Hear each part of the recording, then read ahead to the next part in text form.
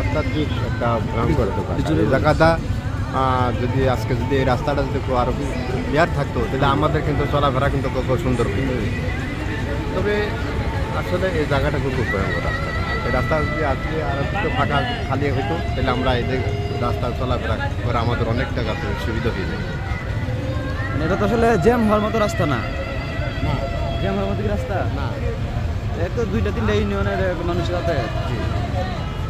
তার মানে এই যে কলার মানে যে গাড়িগুলো আর কি, যেরকম কলার ট্রাকগুলা, তারপরে সবজি ট্রাকগুলা, এগুলোই তো মানে সমস্যার কারণ মনে হয়। তারপরে ওই যে বিভিন্ন মানে কোম্পানির যে গাড়িগুলা খাদ্যের